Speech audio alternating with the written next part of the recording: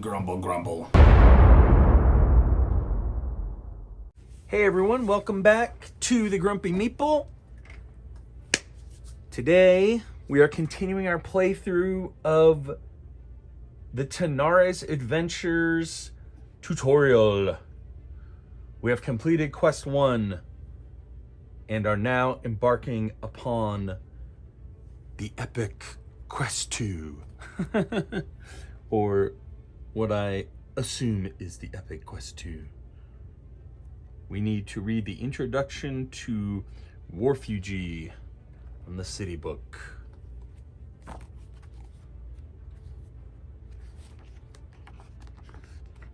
So that Quest 1 playthrough was, a little clunky, but man alive, once you get into actually playing this game, the system just sings.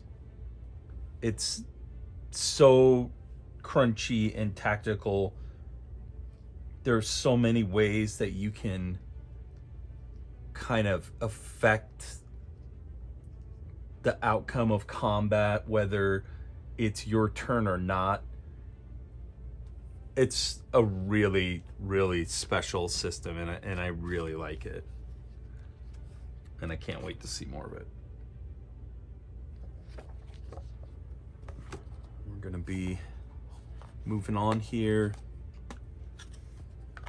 to the next quest. I've left everything basically as it is because the game hasn't actually told me to alter anything, so I'm not entirely clear on whether or not we keep our mana or if that resets after every quest.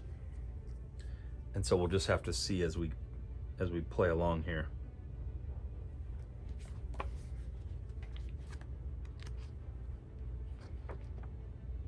Introduction to Warfugee. In a strategic spot near Fisherman's Wharf, waterways, and imperial roads, this small town can't be seen from afar and is not on most regional maps. Sidura established the main headquarters of the resistance here. A portal connects Warfugee to the rest of the imperial network. Heroes and other important people are arriving to offer help for various reasons. Many have friends and family in Fisherman's Wharf, but others feel a call to defend their homeland. When you're fully recovered, you receive a visit from the strange woman. She'd been released before you. "Oh good," she exclaims. "I dreamt that you'd leave today." Her name is Sarah. She has no recollection of her prophecy. "My hair becomes red when I see?"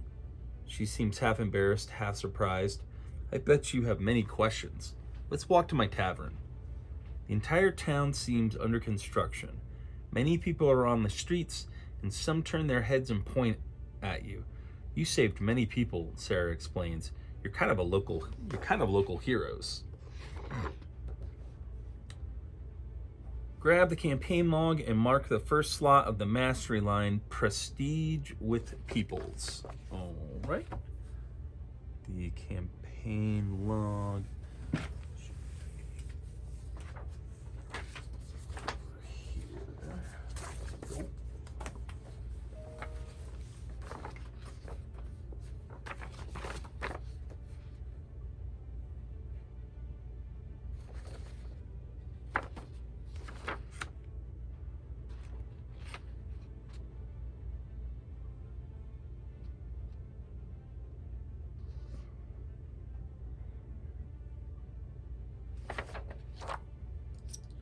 All right, let's see here. What did it say?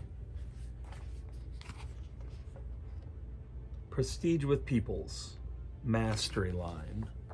Okay, where are the mastery lines? List of quests.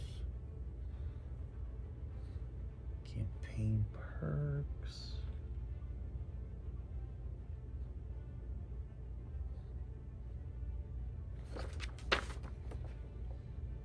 Fact log.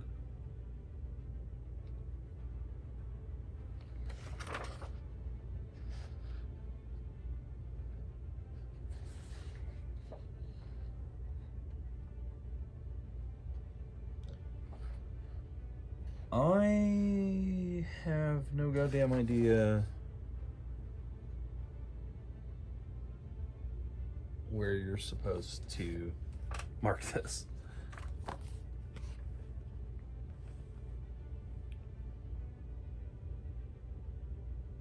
Whenever you gain a mastery point, you must also advance 1 point in its corresponding war category. In this case, prestige with peoples connects with diplomats. Sarah is the non-playing character that represents this war category.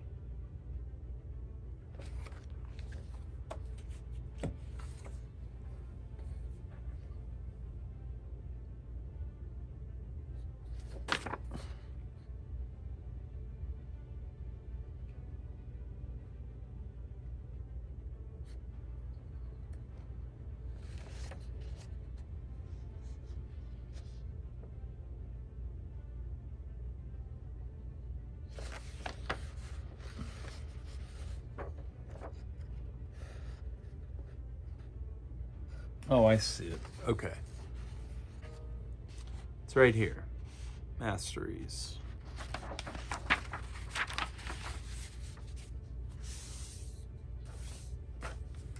So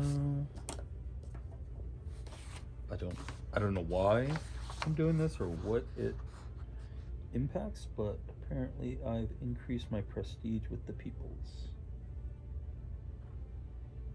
Which I appreciate. I appreciate the people's support. I'm the people's champion. Wait, does that mean I'm the Rock? That's amazing.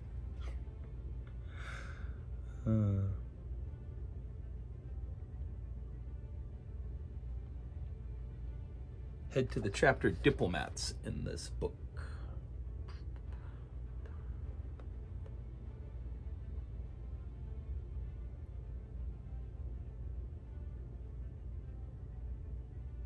Where the hell? Okay. Page 4.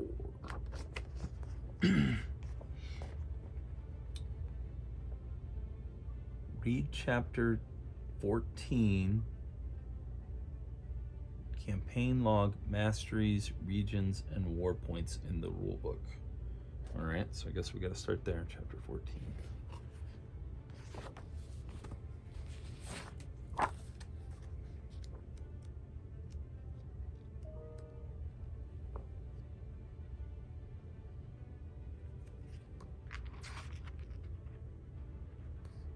Okay, so yeah, so it's going to walk me through how to use this little booklet.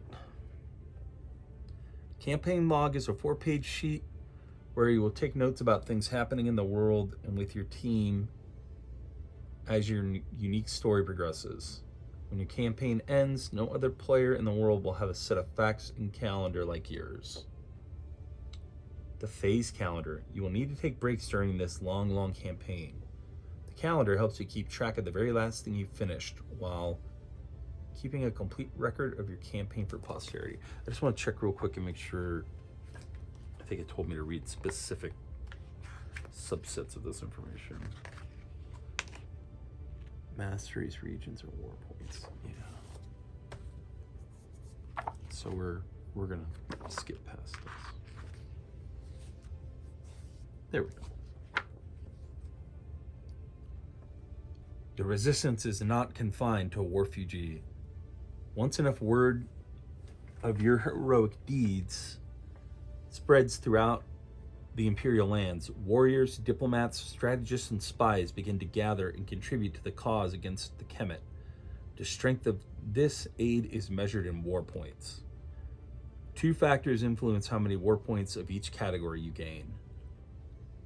Masteries, e.g. prestige with people, penumbral plane.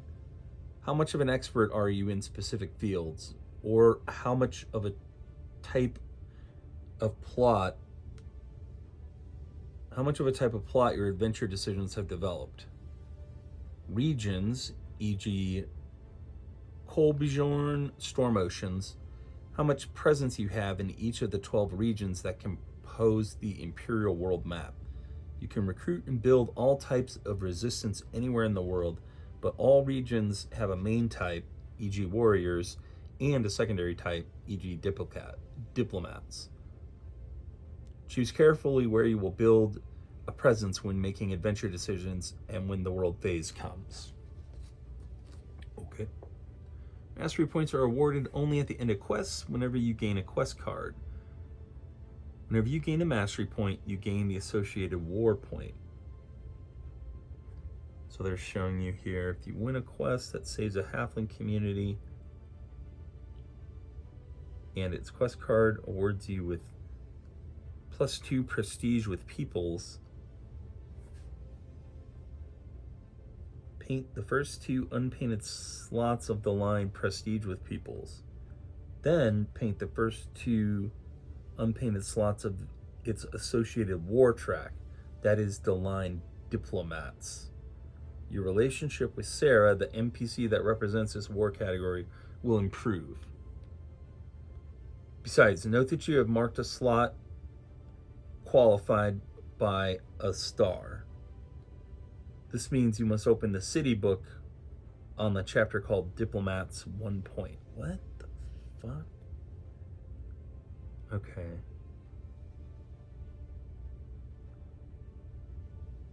So we got a war point in addition to our mastery point. And you can see this is what so this is your war point tracker for diplomats. And they're saying, I got 1 mastery point, so I get 1 war point, which does mean that I'm at a star space. Keep reading here and then we'll deal with that. Yeah, as soon as you mark a slot qualified by a small star, open the city book and read the chapter, war category, number of the slot. Okay, so let's just take a look at that so that while we read this, we're kind of following along. Oh, I see. Okay, so right off the bat. Okay, so these are all like bonuses that you get, or little story aspects that happen as you obtain these war points. Okay, that's really cool.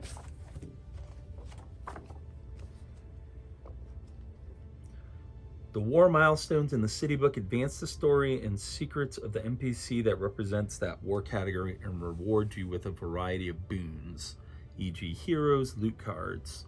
The most important rewards, though, are the campaign perks. See Appendix G.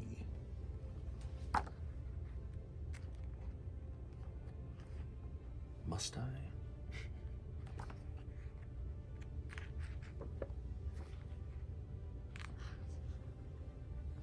Rules to be unlocked. Campaign perks. Boons that affect your whole team and every quest going forward. You gain them when achieving war point milestones. Their effect is described in the log, but the whole list is found ahead for further clarification of your most probable questions. Okay.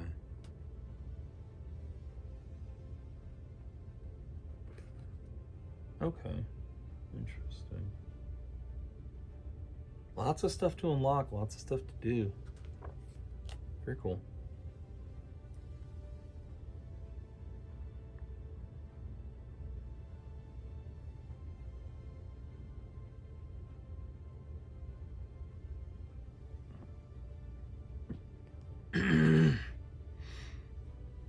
Regions, see world phase in the next chapter. Mark here each blank that each region gains in the world phase. Okay. All right.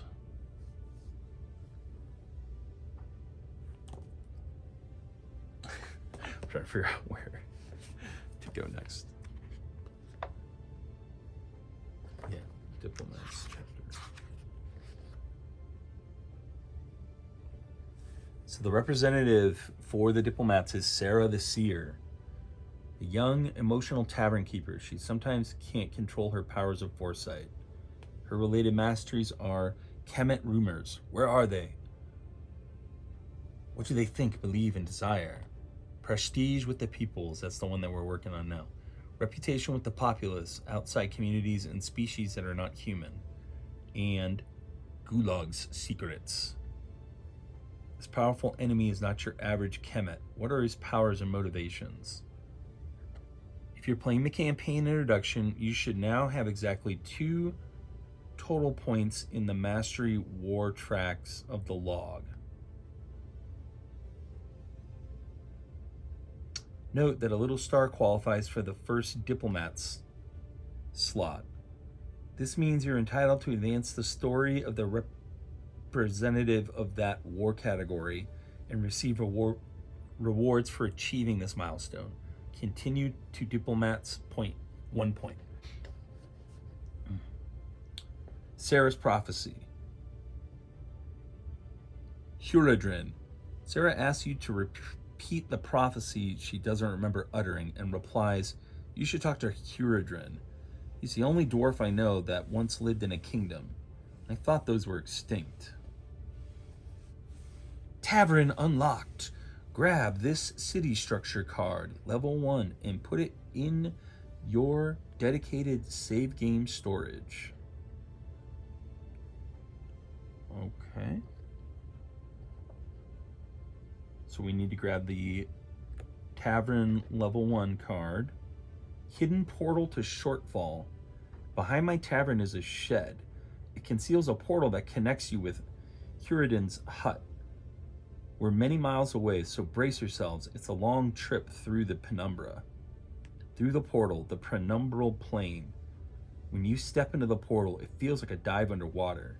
You're shot in an arc through the darkness toward Shortfall Forest, as if you were on a high-speed moving platform. You can see Tanares underneath. Wow.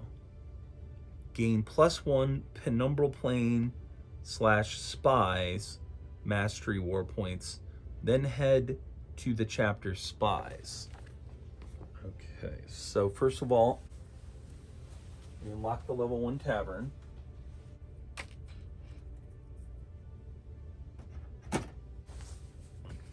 And it said just set it aside for now, basically.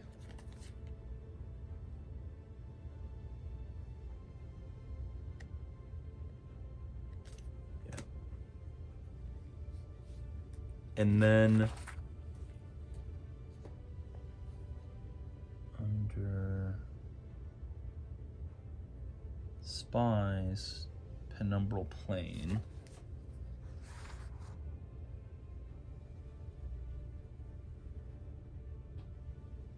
Mark 1, just so. And we get 1 more point, which unlocks another star. The game will tell us what to do.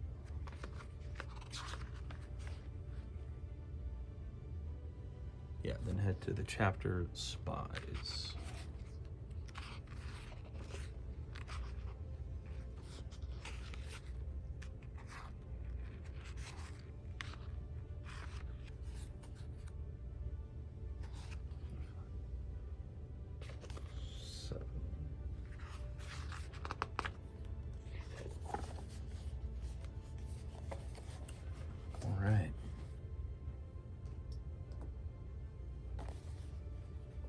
Representative NPC, Huradin the Druid. Huradin is a grumpy hermit dwarf druid with vast knowledge of the occult, but he's hesitant to aid you in war for reasons you're yet to unveil. Related masteries, Penumbral Plane, a monster-riddled dark dimension where time and space are twisted. It pervades Tanares and explains many of its magic phenomena, such as the portals that pierce through it. Undead Fight, weapon knowledge or defense against the enemy's necromantic plans and animated corpses. And Calisternanium, a dark presence follows and connects Huradin with the Kemet. Unveil its secrets so that he can better help you in the war. If you're playing the campaign introduction, read Spies, 1 point. Sarah and you land in a well-concealed cave in the middle of a jungle. Wait here. Let me talk to Huradin first. He doesn't take kindly to strangers. Sarah returns shortly, sad that the druid is not around. I left him a note saying that you might look for him in the near future. Oh, I know who you should meet next. Sidura will be pleased to see you up and well. Natural Lab unlocked. Iron Hand Outpost unlocked. Grab these 2 city structure cards, level 1, and put them in your dedicated save game storage. Okay, so obviously I'm going to need a bunch more of these cards. I should just get the storage out and have them ready to go. I haven't done any kind of custom storage or organization yet for the game because so much of it is still coming that I don't know what that would even look like. The end game of that would look like. But we're building out our town.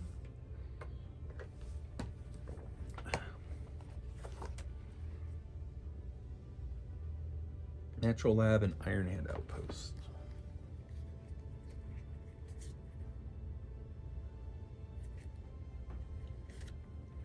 Iron Hand Outpost and Natural Lab. No idea how any of that stuff works, but that's what the tutorial's for. And it does do a good job of teaching you how to play the game. I mean, this is pretty complicated stuff. I've just been giving it crap because it's so much like bouncing between books, but it's fine. Adventure card B unlocked. If you're playing the campaign's introduction, read it now. Oh boy. Adventure card B.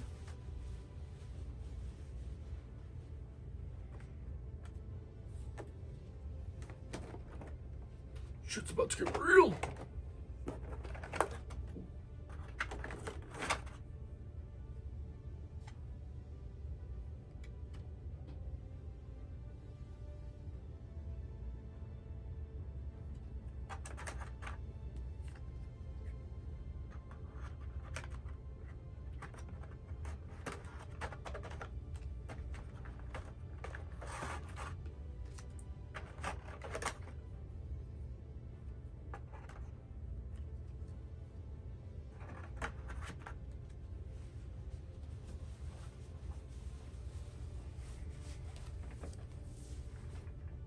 Adventure card B.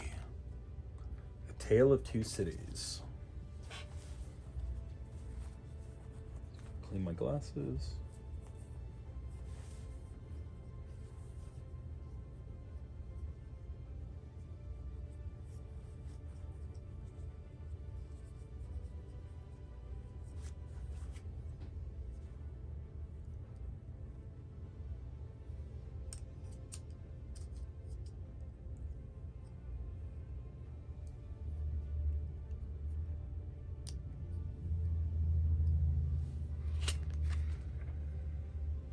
All right. If neglected, the Kemet may gain access to other portals in the Imperial grid and attack any point in the continent by surprise.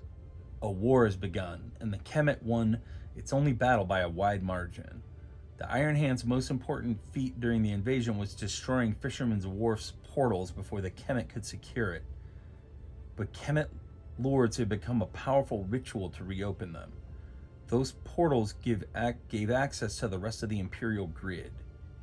With just a few successive teleports, one can get as far as the Imperial capital. Expectation: interrupt the ritual of portal restoration being performed by the Kemet lords, lest you lose the war before it even begins. Oh my god. I knew it. Shit's getting real. Okay.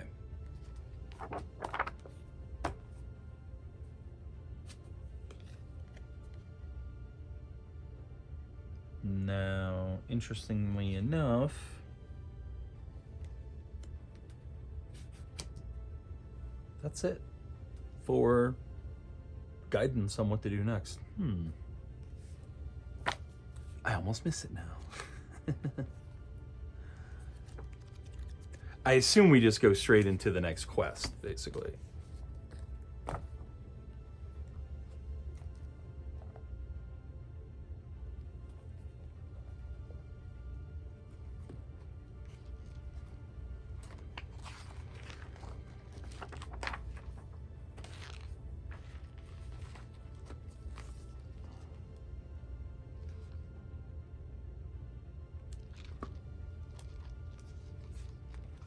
Yeah. I'm just going to check the documentation, the little campaign flow chart, and make sure that that's the case, and then we'll move on. Yeah, so we're meant to move on to journal, adventure page B11.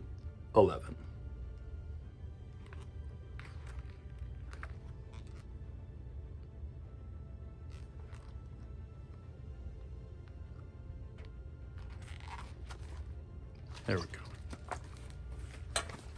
A Tale of Two Cities.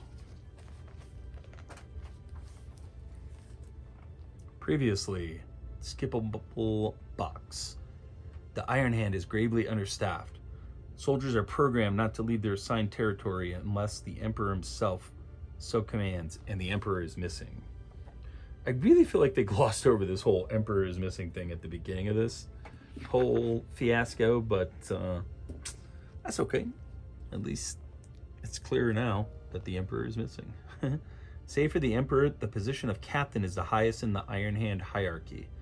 Sidura has issued a command for portals to be destroyed if they risk falling under Kemet control, as they could gain access to almost any place on the continent with just a few successive teleports. You see the captain in the training grounds of the Iron Hand's headquarters. A crowd is gathering nearby, shouting requests and demands. Iron Hand soldiers form a line of protection around the fence to keep everyone away, but Sidura allows you in. She's not in the mood to chit-chat. There's another mission for you.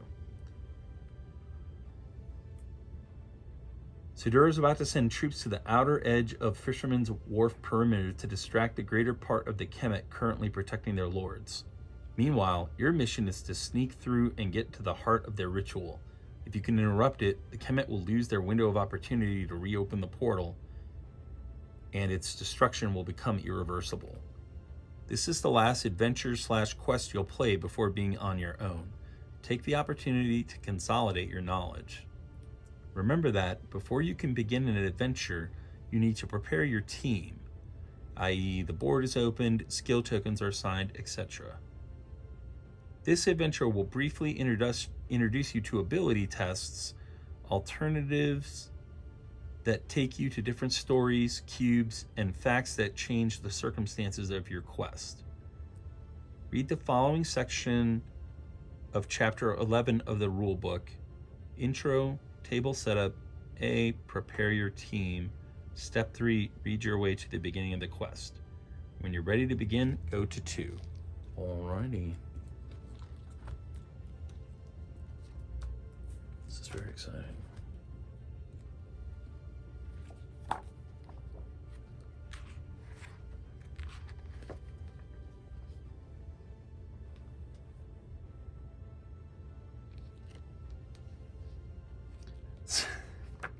So it's a little odd that that this diagram, which is the clearest indication of how you're supposed to set the board up and everything, is buried in Chapter 11 of the rulebook. It's a little strange. I'm going to read through this whole section just so that I'm clear again on what I do with all these cubes and all this stuff. All right, journey phase, overview, prepare your team. Assemble and equip a team with 4 heroes of different combat roles. Select attack cards, assign skill tokens, equip items, and choose NPC assets. Then you choose an adventure card. We've had that chosen for us. Read the story of the adventure in the journal, adventure chapter. Okay, that's what we just did. Then you do the mission setup, set up the board and read the instructions, apply modifiers. Facts, Kemet hunt. I still don't know what the Kemet hunt is, but it sounds really cool. It sounds like some kind of like difficulty modifier or something. From the journal. And then play the quest. Fight villains on the board to accomplish objectives challenges. Gain loot cards, facts, quest cards, mastery, war points, and advance the calendar. Components. Hero's Corner. This was seen in detail in Chapter 1 Yes, it was. Table will have 4 of these. You're supposed to assemble your hero's corner at the very beginning of the journey phase in preparation for the upcoming quest. Choose your hero and its accompanying NPC. Select the primary attacks, equip items, and assign skill tokens. So let's... We'll wait. We'll wait. This will walk us through doing all that. I mean, we know how to do it, but we're going to do it again. Fucking deal with it. Choose your adventure card, the journal, the book with the story, the campaign description of events, moral choices, the quest secret events, and more. Each adventure card will direct you to one of its adventure chapters, A, B, C, and so on.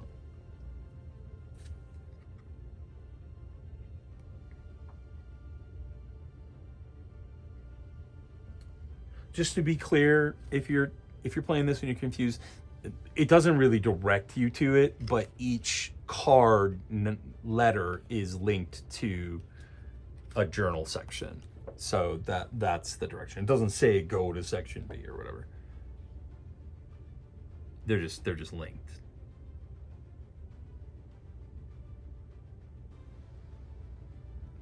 Campaign log, we know about that. The quest guide is the essential book with each quest instructions, primary objectives, extra challenges, events, and map.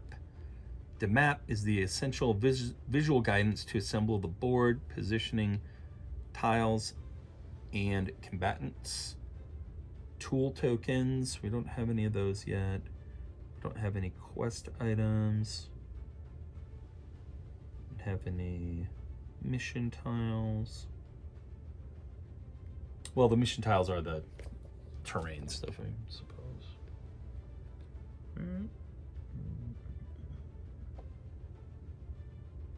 Yeah. The terrain tiles with the mystic symbols on them. All sorts of cards and everything. Yeah, and this is where you end up in the setup, which is where we're at. Prepare your team. Choose who will leave town and equip them as well as possible. Among your owned characters, grab all hero cards and select 4 heroes from different combat roles. Okay, this is fucking rad. I don't know, maybe this didn't come across to me earlier, but so you're gonna acquire new heroes as you play through this campaign, and then every time you set off on a journey, you get to build your party differently, which is great because, you know, that's one of the biggest problem with these big campaign type games is you'll have a game, it'll come with 25, 30 heroes, but you're only at max, if you're crazy like I am and you're playing full-handed and everything, using 4 in any one playthrough. And you're typically not switching between them. I mean, you can, there's usually a mechanism for doing so, but it's not encouraged, you know. You're supposed to be like focusing down and building up a particular character or whatever. In this game, it's part of the flow of the campaign to be switching out and taking new characters and new combat roles to meet, you know, the various challenges that you come up against. So that's really, really cool. Customize and equip your hero. Grab the skill pads and assign your 4 skill tokens to different skills. Equip 1 weapon and 1 armor that you own of types that suit your role. And we don't have HP tokens. Choose your 4 primary attacks. We kind of don't have any choice. Choose 1 NPC for each hero. If possible, immediately apply their quest power. Yeah, increased options as you make progress in the campaign. Remember that your pool of attack cards depends on the level of the city structure related with your combat role. All of the same level are available for choosing. Your skill tokens are upgraded in time, and you may only choose NPCs that are in your character deck. We don't have any yet. Preparing your set of primary attacks. Before each quest begins, your set of primary... Yeah, okay, so I think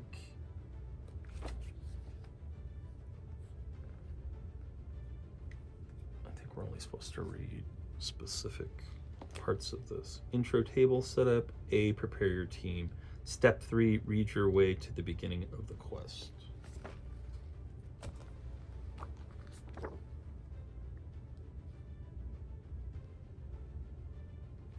Here we go. So, first of all, again, I'm assuming that they lose their mana. It really doesn't say. I'll leave it there for now. But I want to take a look at my passives and see if anything's changed, if I want to change anything. Oh, let's see.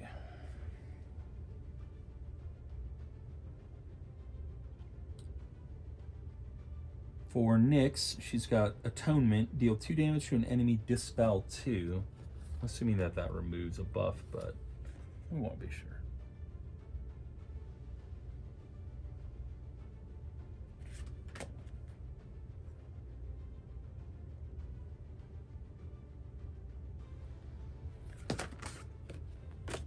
And kind of not on this.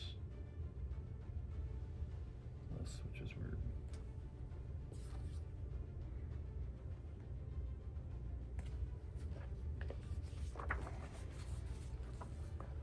Dispel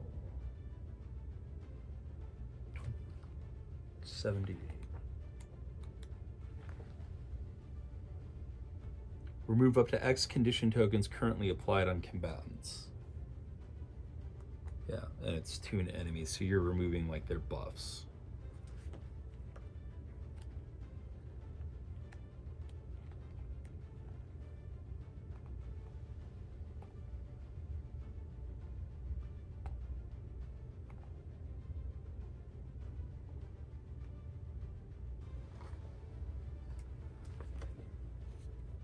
Oh, no, it's just saying dispel 2. So that actually, you can dispel from yourself. So you can remove negative, you know, statuses, basically. Status ailments. All right, so that's kind of cool. Pay 2 HP, heal 4. An ally, it's hastened. I still really like that. Clemency. After roll, heal 7. The hero, its target is shielded 5. I love that. I don't know why I would want to do that. In terms of on the enemy turn, heal 3 a hero. Love it. Before roll, hero is protected 3. Penitence. Pay 5 hit points. Heal 4 a hero and deal 4 damage to an enemy. I think I'm going to take that one too. See, I don't know. Do I flip these back from charged? I assume all that stuff resets. But let's see what we got here. On the ally turn for the brute, run to an enemy, move it 2. Yeah, I love that. I didn't get to do it last turn, but I really want to do it. I wish run was a little more clear. I think it's just move in the shortest possible path up to your movement points, but it kind of doesn't explicitly say that in the rulebook. Frenzy, pay 5 hit points. An enemy takes 7 damage. I still love that.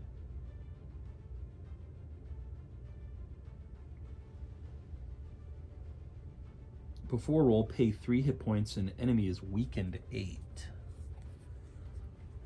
That sounds like a lot.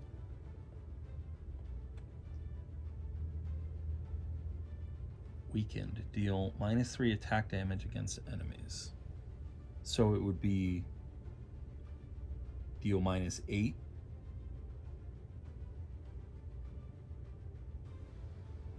Damage. That could be very useful. And then defy. Start a turn, pay 3 hit points, pull 2 and deal 4 damage to an enemy. I still really like that one.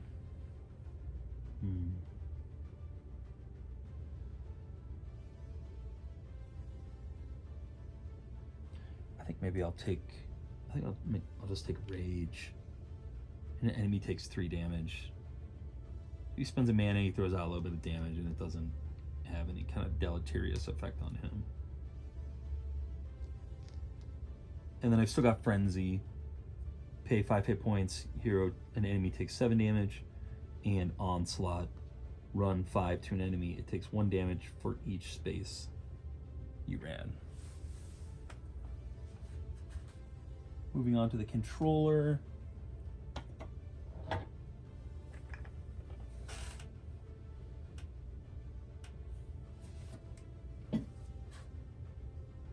Pact. 2 heroes charge 1 skill token. That just helps you trigger your total charge, which can be really powerful. The Brute, for example, discharge your 4 tokens, an enemy takes 9 damage. So I do still like that. That could be... That's a lot of potential damage. Terror, pay 3 hit points per level. Oh, pay 3 hit points per enemy level. It does not retaliate except bosses. Huh. That's cool. Harm, before roll, pay 2 hit points. Target is vulnerable 6. Which I believe just means that they take 6 more damage.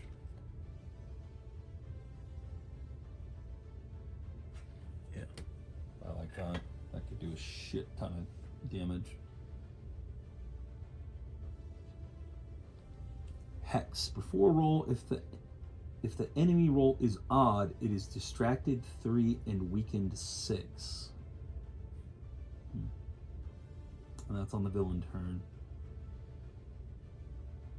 And then Dark Bolt, pay 6 hit points, deal 5 damage to 2 enemies. Holy crap. That's great.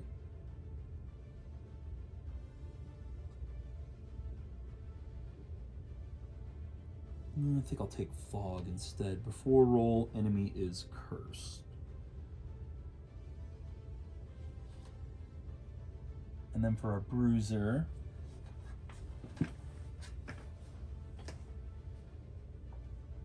move to a hero and it's hastened. It's called Mobility.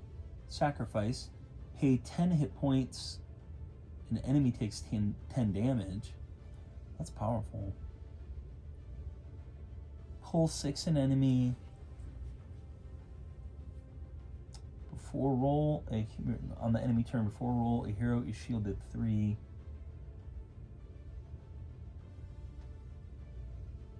Invigorate, you heal 1 for each 5 damage this enemy dealt this turn.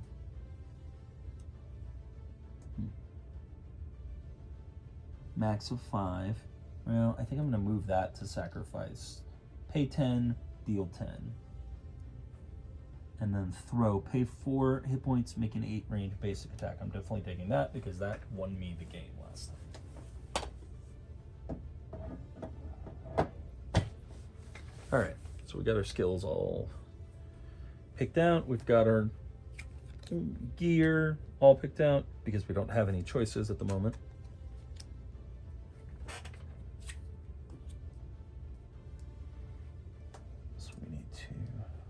Ready all of our ability cards since they are no longer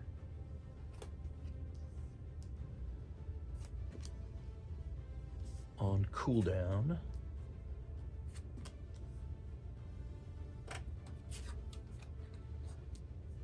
Man, I love this game. I love this skill card system. The skills are just so interesting and unique. One thing I'm really interested to see is how the hero-specific skills keep up with the role-specific ones, because as far as I know, there's no mechanism to level these cards up. You level up your role cards. And if that's true, it would seem like sooner or later the hero-specific cards would fall behind in terms of usefulness. Which I hope is not true, but I'm sure they thought about that. They think about all that stuff. Because these motherfuckers are straight smart. Giant form, that's an awesome ability. All right. with the exception of the mana cubes, which we'll figure, and the kind of charged or uncharged. We'll figure that out. Hopefully the book will tell us. I think we're good on that. Read your way to the beginning of the quest.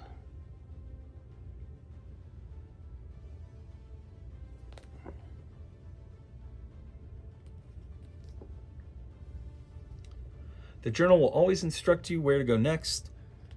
Pay special attention to instructions in bold italics, especially if they're in red. Alternatives. You decide how the story of your adventure unfolds. Letters followed by different courses of action represent alternatives. You must choose one of them and head to the section they indicate. Ability tests. Some situations in the adventure require you to perform a particularly difficult task that range from sneaking past a patrol to convincing someone to call your bluff in a card game. Sometimes you'll use skills or make attacks before the quest even begins, but the most frequent way of verifying whether you succeed or fail in a challenging test is checking if you meet that task's ability threshold. Roll a d20 and then add to the result the total points of that ability that your hero card and its accompanying NPC card produce. Then verify you meet the task success threshold and follow the journal. Pay attention to the many variations this test may have, e.g. adding 2 different abilities, subtracting ability, adding the spycraft of a single hero of your choice who sneaked ahead, not counting the abilities produced by NPCs, bonuses received from facts or masteries, and others. Cubes, tool tokens, and markers. Keep tool tokens in your dedicated storage. Many adventures use them. Cube slot 5 means you must put a fatigue cube on slot 5 of the HP track. This will likely change something when the quest begins. If you're playing the campaign's introduction, move on to section B2 of the journal to continue the adventure chapter.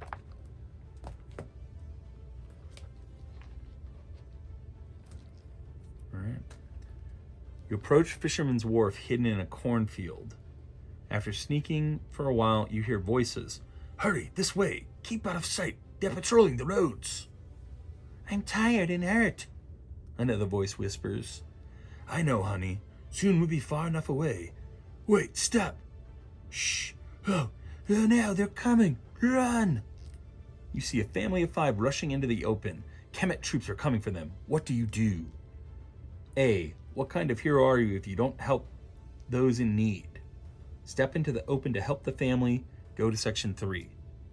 B. Every life matters, but your priority is the millions of Tanarans who may be the next victim of the Kemet if you don't keep that portal closed. Sneak past the scene. Go to 7. C. Fast action mode. Ignore everything to focus on getting to the ritual site as quickly as possible. Go to 16. Okay. Ooh, this is good. Every life matters, but your priority is the millions of Tanarians who may be the next victims of the Kemet if you don't keep that portal closed.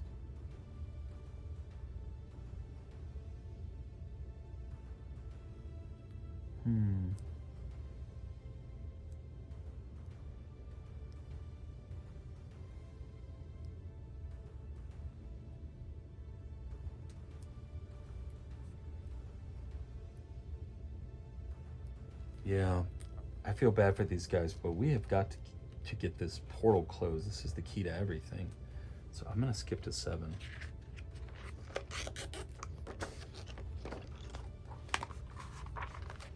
Besides, I never said I was a hero. That sounds pretty hard. It's like something Jack Bauer would say.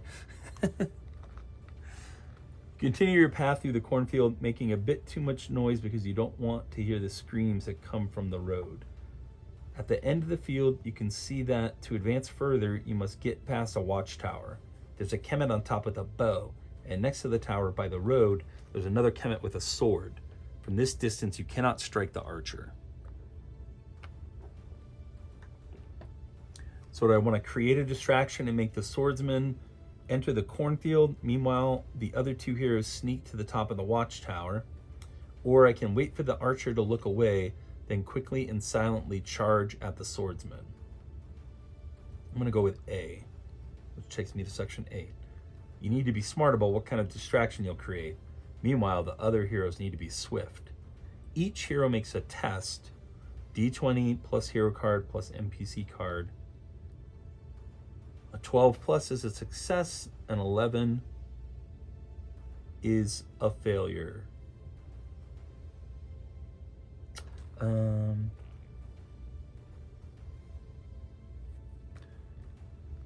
Oh, right. Okay, so this is one of the ways in which these stats come in at the bottom of your hero card. I was trying to figure out, like, what the fuck is this referencing?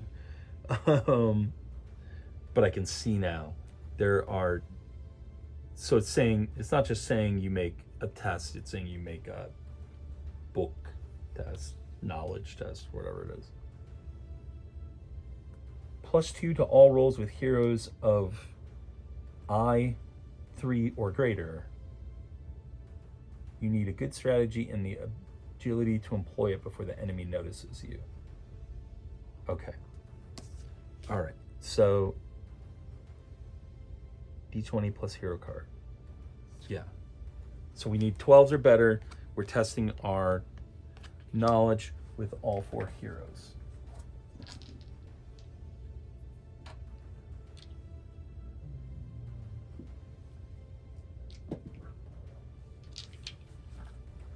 This is a big roll. Let's get this one on camera.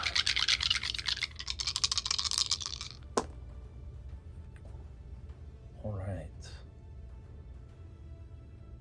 The brute passes.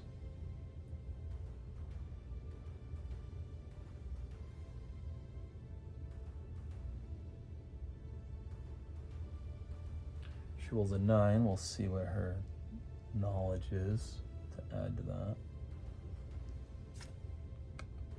3, 10, 11, 12. Okay, she passes. She passes. And she got a 20, so she definitely passes. Wow, good roll. Whoo, this is heating up.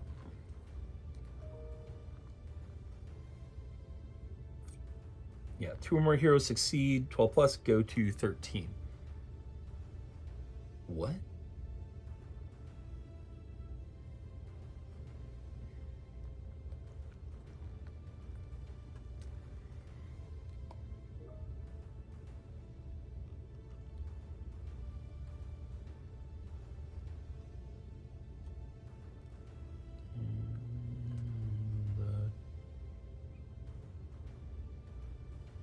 Doesn't make any sense. We all passed. It says, if 2 or more heroes succeed, go to 13, which is a fail condition. You weren't discreet enough. Both troops were alerted. This is one of those things where I'm assuming they fucked up the numbering, because I think it means to send me to 11. You manage to neutralize the swordsman before his partner notices anything wrong. Then you climb the tower's ladder and deal with the archer. You rush to the ritual area. Put cube slot 1. Sometimes black cubes are used on the hit point tracker on a hero stat to mark some specific situation that happened. While being used in that way, they don't follow the normal rule for fatigue cubes. After its effect is checked, you can remove that cube from the position it was marking. Put cube slot 1. Okay, well, I don't have the goddamn hit point tracker, so I'm gonna have to improvise. Because I don't have my game, and I don't have notification that it's coming.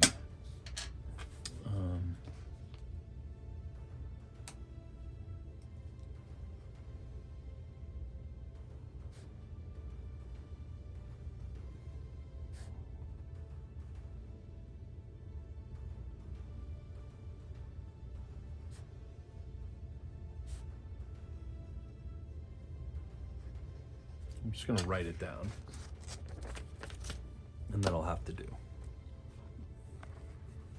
Then go on to 10. You've successfully reached the area where the ritual is being performed. Go to 6. 6. Go to the quest guide and set up quest 02, know your enemy. Note, usually your decisions will take you to different quests in the same adventure. All right. so that's it for playthrough number 1 of the Quest 2 of the Tanares Adventure tutorial. We'll pick it back up with setting up the quest and actually getting going. So I hope you're enjoying this. Again, I'm trying to film this real time so that you see what it's like to actually play this game, not a hyper edited version of what that might be like, where it looks super easy. Not to say that this is, off-putting or anything, but just giving you a real-time kind of feel for what the game is like. And so, these videos they run a little bit longer than you might expect. So we'll pick up with beginning the quest in the next video. I hope you're enjoying the series, and I will talk to you later.